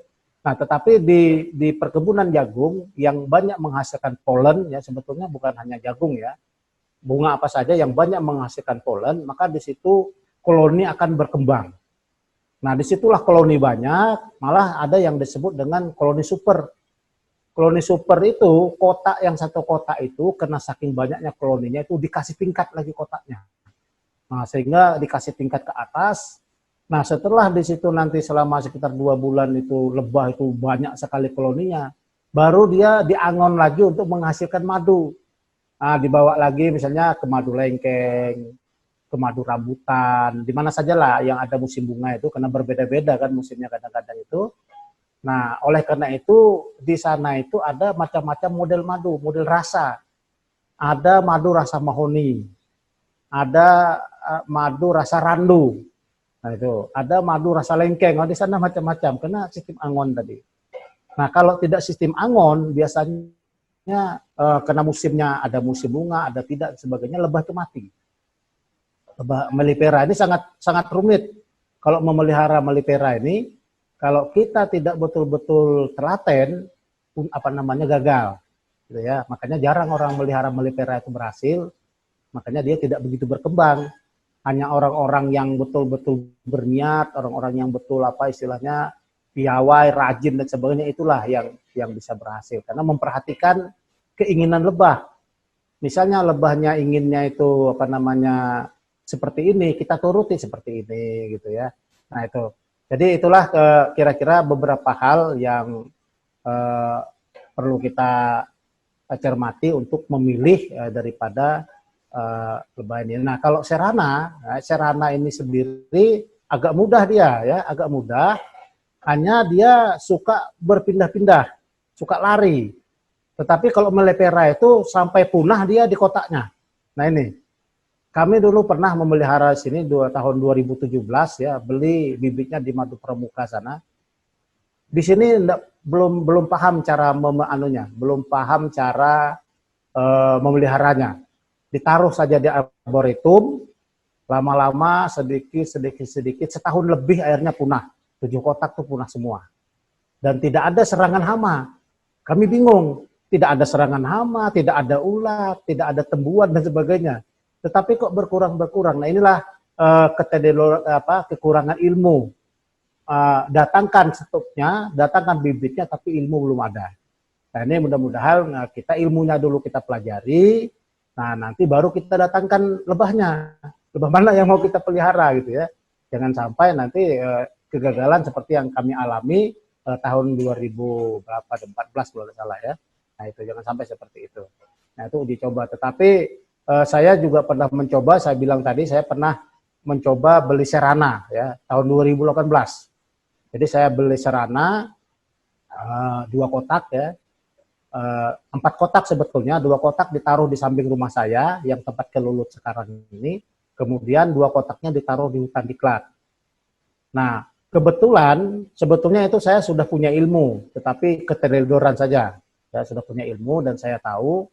Nah, sebetulnya begitu datang di tempat yang baru, itu harus kita kasih dulu tambahan air gula. Ya, air gula itu dicampur 1:1, 1 kilo gula, 1 liter air, itu dikasih makan dulu dia. Jadi begitu datang di tempat kita yang baru dikasih makan dulu sebelum dia tahu lingkungan. Nah, waktu itu saya baru 3 hari ya, baru 3 hari saya taruh, saya kasih gula memang, saya taruh di samping rumah saya itu dia bagus aja, tidak masalah. Nah, tiba-tiba karena keahlian saya adalah yang penting kebakaran hutan dan lahan, saya dipanggil ke kabupaten lain untuk menyampaikan materi ya, pelatihan. Seminggu saya ke sana, begitu saya kembali sudah kosong kotak 2 itu. Nah ini, jadi harusnya memang kita lihat sampai nanti lebah itu dia rutin, ada yang pulang pergi. Setelah kita lihat dia pulang pergi rutin, baru kita sirup tadi baru kita sudah gitu ya, baru kita sudahkan sirup. Tapi jangan juga sirup terus. Kalau sirup terus nanti ya kualitas madu ini lagi yang kita perhatikan. Nah, nanti kita berbicara ya pasca panen itu akan ada. Bagaimana kalau madu itu, kalau lebah ini dikasih air gula, hasilnya seperti apa nanti sirupnya, apa madunya seperti itu ya. Ada istilah madu sirupan itu ya. Nah ini jadi kita bicara nanti. Nah inilah kira-kira memelihara serana juga tidak mudah juga. Dan setiap mungkin 3 bulan sekali itu lantai kotak bagian dalam itu harus kita kontrol. Kalau dia kotor itu harus kita sapu, kita keluarkan. Nah ini kita keluarkan. Nah kemudian kalau tidak nanti dia tidak betah, dia lari. Nah kemudian juga kita lihat juga mungkin sebulan atau 2 bulan gitu kita angkat satu persatu sarangnya itu satu persatu. Kita lihat telurnya banyak enggak di situ, telur ratu. Kadang-kadang banyak telur ratu. Nah, kalau ada telur ratu itu segera dibuang. Ya. Kalau ratu itu ratu yang ada itu masih umurnya 1 tahunan gitu ya, itu segera kita buang telur ratu itu. Karena kalau kita tidak kita buang, nanti dia menetas, dia akan membawa lebah keluar. Baik lebah pekerja maupun lebah jantan. Terutama lebah pekerja. Kalau banyak keluar, berarti produksi madu di kota itu nanti berkurang. Nah ini, jadi memang harus betul-betul kita untuk Apis cerana mellifera dan ini harus betul-betul niatnya itu betul-betul memelihara lah, gitu, betul memelihara. Nah beda dengan kelulut atau galo-galo ini, beda. Itu asal kita sudah taruh dia, kita taruh, ya tadi terlindung sudah dari hujan ya karena kotaknya di atasnya dikasih karpet itu ya, tutupnya di atas, dan tinggal kita perhatikan hanya semut. Semutnya kita perhatikan, jangan sampai ada yang naik ya. Mungkin di bawahnya kita kasih grease atau oli dan sebagainya gitu ya. Kita kasih supaya semut jangan naik. Kemudian kita lihat juga jangan sampai ada sarang laba-laba. Nah ini perlu kita tengok-tengok. Karena kadang-kadang sarang laba-laba itu bersarang dia di sekitar kotak itu. Nanti kelulut itu lebah itu begitu lewat sangkut. Nah ini. Jadi itu yang kita perhatikan. Selebihnya tidak lagi. Kan gampang ya, tidak memelihara kotaknya, tidak apa. Tinggal kita panen. Sebulan setengah panen, gitu-gitu aja.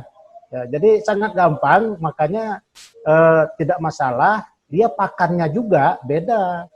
Kalau lebah Apis cerana dengan mellifera, itu dia membutuhkan bunga-bunga besar. Bunga-bunga besar karena lidahnya itu kan kecil ya, corong lidahnya itu besar maksud saya. Corong lebah lidahnya itu besar sehingga kalau bunga-bunga kecil dia tidak sampai pada nektar. Ya. Sedangkan kelulut lidahnya itu kecil sehingga bunga-bunga rumput pun itu jadi pakan dia. Nah ini beda dengan Apis tadi karena mulutnya lidahnya itu besar sehingga dia hanya bisa menghisap bunga-bunga besar. Tetapi bunga kecil dia tidak bisa sehingga pakan dia tidak banyak. Tetapi kalau kelulut atau galo-galo itu mulai rumput sampai bunga besar dia bisa makan. Makanya dia tidak akan lari. Sampai kapanpun dia tidak akan lari. Nah ini beberapa hal yang kita pilih. Yang mana yang kira-kira nanti kita pilih. Kalau orangnya seperti saya ini termasuk orang yang pemalas gitu ya untuk memelihara.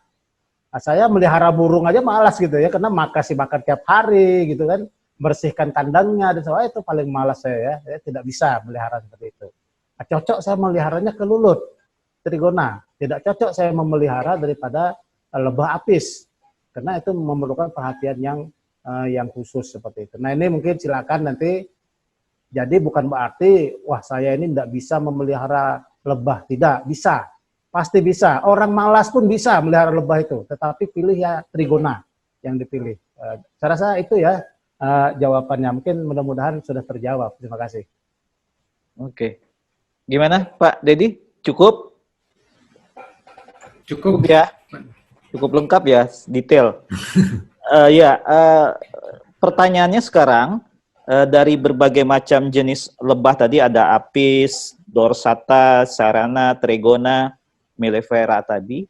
Untuk Bapak Ibu, terutama pendamping, bisa memberikan respon kira-kira yang ingin dipilih, ingin difokuskan apa yang di KTH di Sarolangun ini, di Karangmendapo. Karena biar akan lebih fokus kita membahasnya. Ada yang bisa ini dari ada 4 tadi kan, dorsata, serana, trigona, mellifera gitu.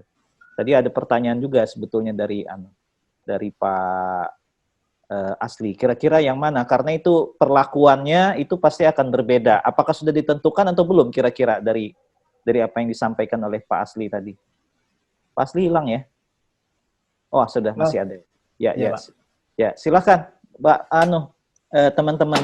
Barangkali dari teman-teman CAPA atau pendamping atau Bapak Ibu sendiri, kira-kira apakah sudah mempunyai gambaran kira-kira mau fokus yang mana dari berbagai macam jenis lebah madu tadi yang ingin dikembangkan?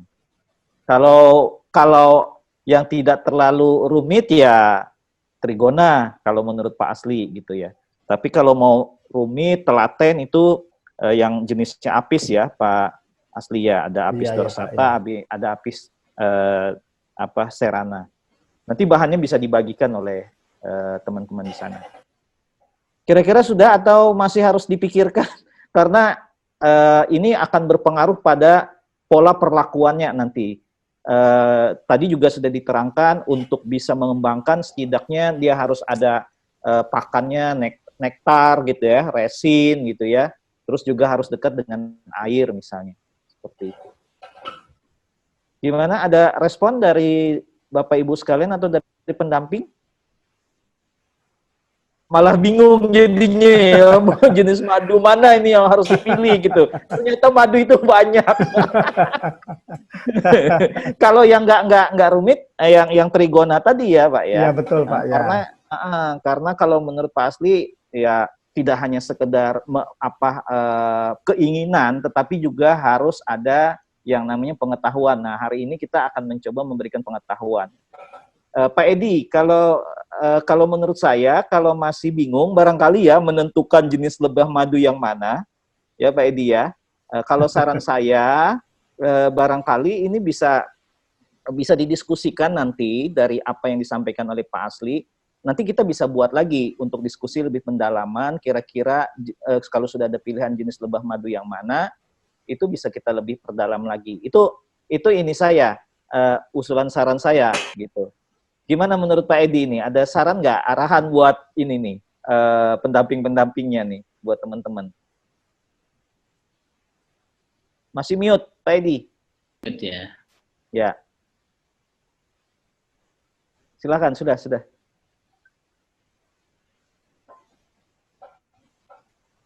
Masih nggak keluar suaranya. Halo? Ya, siap. Saya sebenarnya mau kembali ke teman-teman KTH Talang Jauh. Jadi maksud saya mungkin teman-teman KTH Talang Jauh juga sudah memikirkan sebenarnya sebenarnya kan kelut ke sarana segala macam ini sudah pernah didengar, tapi memang tidak detail ya dipahami gitu. Nah, saya sebenarnya mau kembalikan ke teman-teman KTH. Ian mungkin bisa ketika KTH Talang Jauh memilih kemudian budidaya lebah madu gitu ya. Karena kalau yang saya tahu di teman-teman di Sulawesi Tengah justru mereka pilih yang serona kalau nggak salah. Apis serana kalau nggak salah. Nah, maksud saya kan karena ini juga harus dipertimbangkan dengan sumber daya yang ada di KTH Talang Jauhnya. Jadi kalau tadi kan Pak Asli sudah kasih beberapa pilihan sebenarnya. Kalau memang agak susah kemudian mengkoordinir, apalagi kemudian kalau Pak Asli tadi sudah menyebutkan kalau agak-agak pemalas ya mungkin lebih baik pilihannya adalah kelulut gitu ya, atau gulo-gulo ya yang trigona yang kemudian lebih Kok mudah. agak pemalas? Kalau kan itu maksudnya kalau yang disampaikan Pak Asli gitu, maksudnya itu bukan kalau kemudian kita milih yang produknya agak apa namanya butuh perawatan dan ya. ketelatenan gitu ya, kemudian butuh ketelitian, butuh intensitas gitu ya. Nah itu tentu juga harus dipikirkan dengan sumber daya kapasitas yang ada di KTH Talang Jauhnya gitu ya. Terus kemudian kan tadi kalau kelulut kan dia lebih, maksudnya lebih mudah pemeliharaannya, hanya kemudian kita menunggu dia panen 1,5 bulan dia udah panen misalnya begitu ya. Tetapi yang lain nih tadi kan ada beberapa hal catatan yang disampaikan oleh Pak Asli misalnya. Kalau yang kita pilih Serona misalnya 3 bulan kita harus lihat kotaknya bagian bawah harus dibersihkan gitu ya. Kemudian kalau ratunya bertelur kemudian harus dibuang agar kemudian dia tidak membawa sehingga madunya justru lari ke tempat lain. Nah, menurut saya ini bayang-bayangan menurut saya sudah bisa dipikirkan oleh teman-teman KTH Talang Jauh. Mungkin Ian atau Pak Abdul Rozak gitu ya. Karena menurut saya nanti pelakunya itu bukan kami gitu ya. Kami hanya kemudian akan membantu proses-prosesnya bagaimana kemudian ini bisa berjalan. Tapi pelakunya adalah teman-teman KTH Talang Jauh. Ian mungkin bisa respon Ian. Baik, Cik Edi, terima kasih. Assalamualaikum warahmatullahi wabarakatuh. Waalaikumsalam. Terima kasih kepada Pak Moderator, Pak Ripani. Mungkin hasil diskusi kecil kami di sini bersama anggota dan pengurus KTH Talang Jauh beserta pendamping, mungkin kami lebih fokus ke jenis madu trigona. Karena di Jambi khususnya jenis madu itu sudah familiar. Dan di Mandiangin Dalam itu di Guru Baru ada jenis kelompok yang sekarang mengelola madu tersebut. Mungkin untuk sementara kami lebih fokus ke madu trigona itu. Terima kasih. Baik, terima kasih Yan. Baik, ini memberikan respon apa yang ditanyakan Pak Asli. Jadi agar nanti pada diskusinya, kemudian mungkin materi setelah ini juga akan terhubung. Fokusnya nanti ini berarti Pak Asli dengan jenis trigona yang ingin dikembangkan. Baik. Terima kasih Yan. Pak Asli ada ini ingin diberi komentar dengan pilihan ini?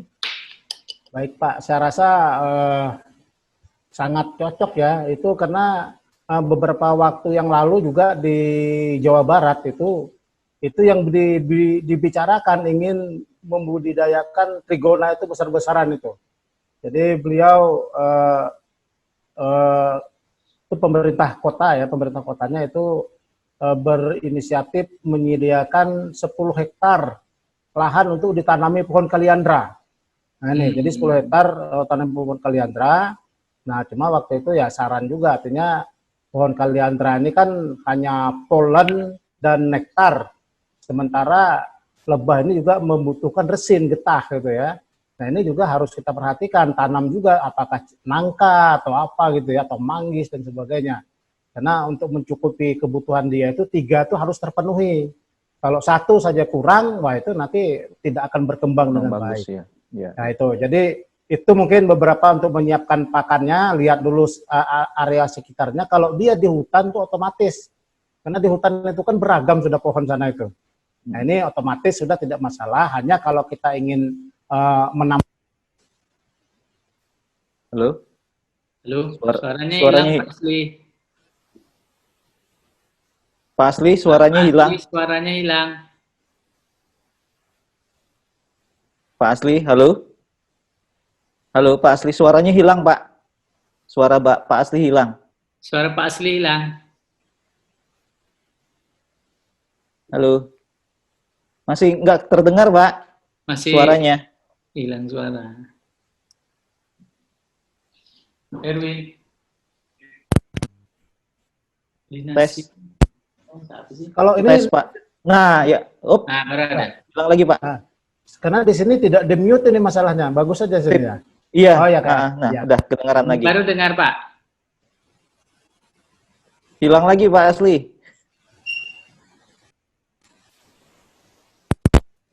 Wah. Nah, ya. Oke, terus Ini ada Pak? Ada? Halo? ada Pak, ada. Ada. Ada ya. Kalau tidak ada nanti langsung Pak kasih tahu. Siap. Ada. Halo. Hilang lagi. Ada hilang datang hilang datang. Nah, Hilang. halo. Masih di mute, Pak. Suaranya masih hilang.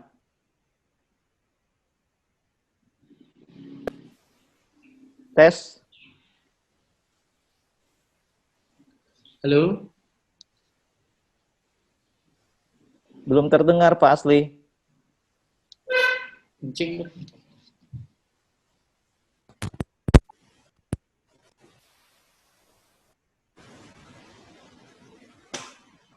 Halo, Pak Asli. Halo, ada Pak? Nah, ada. Ya. Ada ya? Ya. Nah, halo. Ya. Silakan, Ada, Pak, Pak. ya? Ya. Ada Pak? Ada, Pak. Ada. Halo? Ada. Ya. Hilang lagi kah? Sudah terdengar lagi, Pak.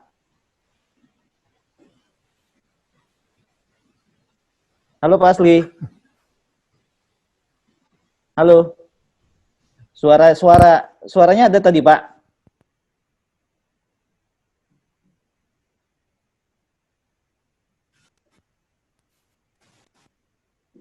Belum terdengar. Halo.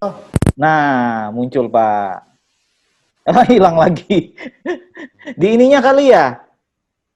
Di sambungan itunya barangkali.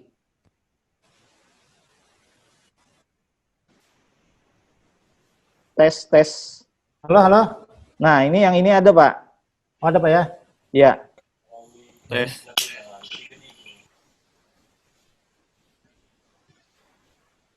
Coba, Pak. Sudah ya? Kedengeran ya suaranya, Pak?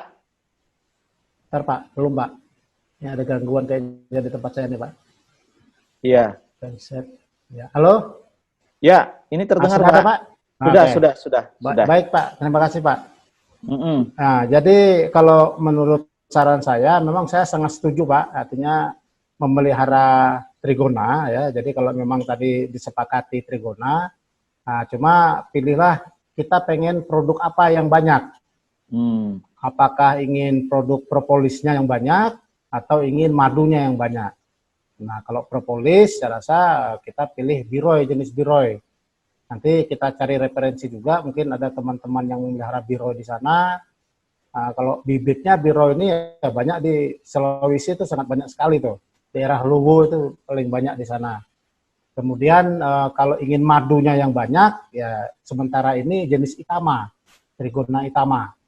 Ini banyak juga jenis-jenis lain, tetapi kalau dibanding dengan Itama, masih sementara ini masih kalah lah gitu ya. Kalau misalnya ada Torasika dan sebagainya, itu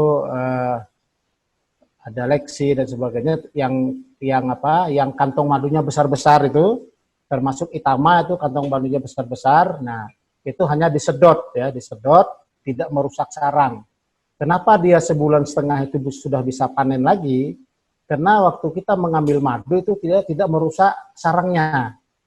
Hanya dilobangi sedikit ujungnya, nanti dia akan kita sedot. Nanti dia isi lagi, dia tutup, nah kita sedot lagi. Nah, beda dengan misalnya lepiset atau biroy, itu sarangnya kita ambil sarangnya, kemudian kita peras. Nah, itu memang propolisnya ada di situ yang untuk kita manfaatkan ya, yang disebut dengan ampas perahan itu. Nah, itu juga ada propolisnya di situ. Mungkin itu saja saran saya. Silakan trigona, oke, sudah trigona lah yang paling mudah ya, yang paling mudah kita pelihara, artinya santai. Jadi kalau kita ganti saja istilah malas itu kita ganti dengan santai gitu ya. Kalau malas kan tidak enak kedengarannya, walaupun hasilnya sama aja gitu kan. Jadi kita ganti dengan santai. Jadi santai memelihara daripada trigona ini ya. Kemudian kita pikirkan lagi mau produksinya apa. Kita pengen fokus ke propolis. Propolis juga ada pasarnya ya. kemudian kita juga mau madu juga lebih luas lagi pasarnya seperti itu. Nah silakan. Saya rasa itu Pak pendapat saya untuk sementara gitu. Terima kasih. Baik, yang harus dipertimbangkan tadi juga tentang lingkungan di sekitar ya, Pak Aslinya Betul, juga Pak. penting Betul, ya. Pak, ya. Selain nanti memang persoalan perilaku, jadi ada soal pengetahuan yang saya Ya. catat nih, ada soal perilaku juga, perilaku Ya, dalam arti kalau kemudian kita punya waktu luang yang lebih, punya ketekunan, nah itu bisa saja jenis madu yang memang membutuhkan ketekunan. Tapi kalau Ya. memang waktunya, kita perilakunya pingin lebih nyaman, lebih punya waktu luang untuk bisa membudidayakan madu, maka bisa diambil yang jenis trigona. Tapi juga harus ditentukan ya, apakah ingin madunya yang lebih banyak atau propolisnya. Ya, Nah, ya. itu juga akan berbeda nih perlakuannya yang saya tangkap ya. Bagaimana memperlakukan madu yang ingin menghasilkan lebah yang ingin menghasilkan madu lebih banyak dengan propolis lebih banyak. Ada pertanyaan lagi berarti nanti ya.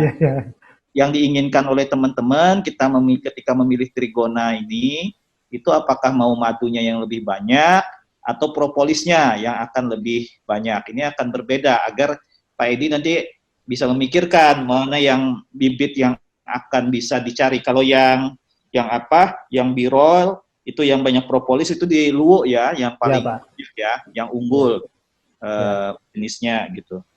Itu input dari Pak Asli. Ada yang ingin beri komentar terkait ini? Ian, ada mau beri komentar, Ian?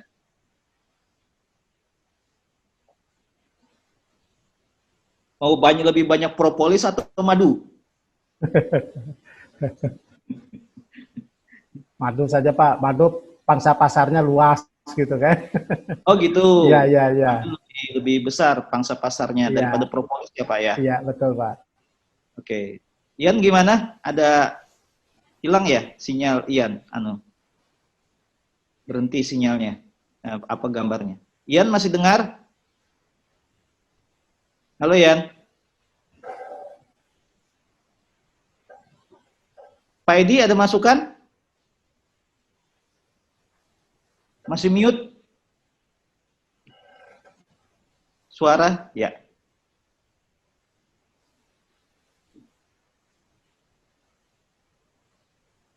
Pak Edi masih suaranya belum keluar? Halo? Ya, silakan. Kalau saya usul lebih setuju yang madu, maksudnya mungkin pilihannya untuk madu bukan propolis, karena memang madu ada beberapa yang pasar seperti Pak Asli bilang gitu ya. Propolis ini menurut saya belum selain nggak tahu, kalau saya sih belum banyak temukan, apalagi di Jambi pengalaman di Jambi yang pengolahan propolis gitu. Jadi kalau untuk madu sudah cukup banyak gitu, dan pasarnya menurut saya cukup banyak juga. Tinggal nanti kita belajar setelah ini yang bagaimana proses pemasarannya ya Pak Asli ya. Pemasaran itu kan mulai dari packaging gitu ya, sampai kemudian dia kalau disertifikasi atau apa gitu, itu yang penting memang di proses pemasarannya. Kalau saya setuju madu, tapi saya kembalikan kepada teman-teman KTH Talang Jauh, Pak Bembeng, Bambang, mungkin ada input atau saran dari Bapak-Bapak sekalian. Ya. Terutama juga tentang lingkungan sekitar ya, Cio. Betul, karena memang kalau tidak salah kalau di lokasi ini Pak Asli, lokasi ini kan di izinnya AKM Pak Asli. Iya, Pak. Dan rata-rata memang ini kan ada belukar dan ada beberapa yang sudah jadi tanaman gitu, ada tanaman karet dan sawit di dalam sana. Ya. Nah, menurut saya nanti pertimbangan juga teman-teman, tapi memang tidak dalam bentuk tutupan hutan yang bagus lagi Pak Asli gitu. Jadi lebih kepada lahan terbuka gitu ya, yang dan kemudian menurut saya memang ada beberapa tanaman yang karena memang ini menurut saya kalau baiknya memang diintegrasi dengan tanaman-tanaman yang menjadi pakannya madu, dan kemudian juga meningkatkan tutupan hutan Pak Asli. Itu menurut saya lebih baik, karena memang ini mengintegrasikan ya untuk pengolahan madu dengan tanaman-tanaman kehutanan gitu. Nah, karena ini adalah pilihannya madu, maka carilah kemudian yang bisa menjadi pakan madunya gitu, pakan lebahnya,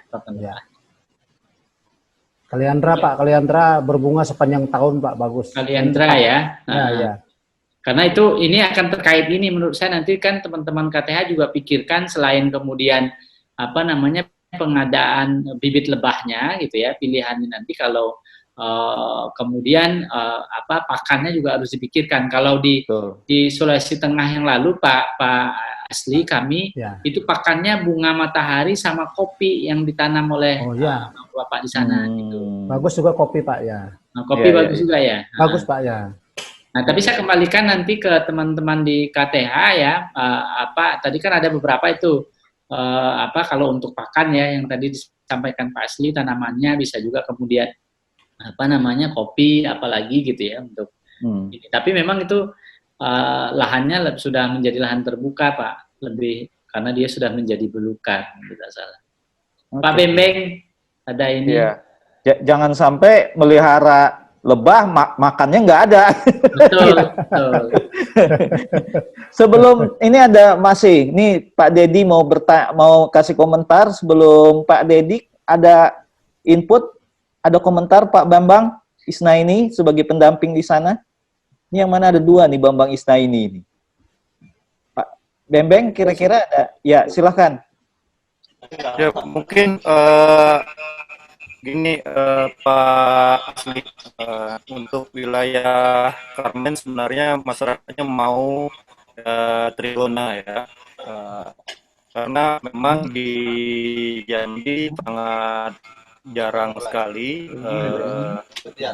bibit trigona, jadi mereka mau mengembangkan itu. Tapi setelah dilihat dari hasil. Halo, sinyalnya kayaknya ya. Ya hilang suaranya Pak ya. Hilang suaranya. Pak Bambang. Hasil dari pelatihan hari ini, mungkin bisa kita diskusikan lagi jenis madu apa yang bisa kita kembangkan di KTH Talang Jauh. Karena ada dua kemungkinan yang akan dikembangkan. Pertama trigona, yang kedua mellifera. Mungkin itu Pak. Luar biasa. Oke, berarti masih ada dua opsi ya antara trigona dengan mellifera itu ya. Berarti belum putus di trigonanya ya, Pak Bambang ya. Iya Pak, itu. Oke, baik. Kalau begitu, Ci kita mudah-mudahan nanti di break ini, kan kita ada waktu sekitar 13 menit lagi. Mohon saya usul teman-teman di KTH Talang Jauh itu bisa berdiskusi. Nanti setelah ini kan jam 2 atau jam 3 di waktu di Samarinda, kita akan ketemu lagi dengan Pak Asli kan. Ya. Dan nanti bisa disampaikan agar nanti untuk OFAM-nya Pak Asli bisa memberikan lebih fokus presentasinya. Kalau sudah ada pilihan yang berikutnya nanti bisa saja nanti pasti Pak Asli masih mau untuk mencoba berdiskusi terkait dengan pilihan yang akan diambil oleh teman-teman KTH Talang Jauh. Ya. Itu usul saya ya, usul saya. Jadi nanti akan mudah-mudahan nanti kawan-kawan bisa memutuskan dari apa yang sudah disampaikan oleh Pak Asli. Bahan-bahannya kan sudah disampaikan juga ya ke kawan-kawan di sana yang sudah bahan presentasinya tadi. Sedikit kita masih punya waktu. Sedikit ya, mungkin masukan Pak. Ya, jadi Pak Asli. Kalau tadi keinginannya adalah mellifera dengan trigona, mungkin kalau untuk mellifera diuji coba dulu Pak, 2 atau 3 kotak. Ya itu Bapak melihat keberhasilannya memang agak lama, setahun lah, lihat perkembangannya. Tapi kalau trigona itu tidak usah pakai uji coba. Silakan saja kalau mau misalnya 50 stop atau berapa silakan Pak. Saya yakin kalau itu posisinya di hutan atau di daerah belukar itu berhasil. Tinggal yang dijaga tadi itu aja serangan semut itu ya, laba-laba dan sebagainya itu dijaga, itu berhasil. Karena pakannya di sana melimpah, karena trigona itu pakannya mulai rumput sampai pohon besar. Dan tidak pernah berhenti kan itu bunga itu. Tidak pernah berhenti sepanjang tahun, gantian saja. Nah ini, oleh karena itu juga kenapa trigona ini madunya juga lebih berkhasiat. Karena jumlah jenis yang dihisapnya itu banyak. Kalau madu, lebah madu apis misalnya 20 jenis, trigona bisa 40 jenis gitu. Karena mulai rumput, sedot semua kan. Nah, oleh karena itu kalau mellifera ya silakan ya, tapi saya saran aja gini, uji coba dulu lah, karena tidak mudah Pak, tidak mudah mellifera. Karena kita tidak mungkin mengangon dan sebagainya gitu ya. Ya biasanya sih kita tidak setelaten perusahaan yang seperti itu gitu kan. Tapi tidak juga mematahkan semangat, tetapi uji coba dulu 2 atau 3 kota, lihat perkembangan 1 tahun. Mungkin itu Pak saran saya untuk mellifera. Tapi kalau trigona, monggo silakan di setar dari besar-besaran, tidak masalah. Terima kasih Pak. Makasih ya, karena lebih mudah perawatan di trigona daripada mellifera itu ya. Saya nggak membayangkan itu, saya sendiri nggak membayangkan mengangon lebah itu. Ya, betul Pak. Gimana caranya ngangon lebah itu? Tapi pasti akan bisa belajar lah kalau kemudian kita ini biasakan. Pak Dedi, bisa saya kasih waktu 2 menit? Karena kita punya waktu 10 menit sebelum selesai sesi ini. Ini baik, saya langsung aja Pak. Terkait trigona tadi, mungkin bisa dikasih bocoran sedikit Pak. Kan tadi ada dia yang untuk propolis atau madu.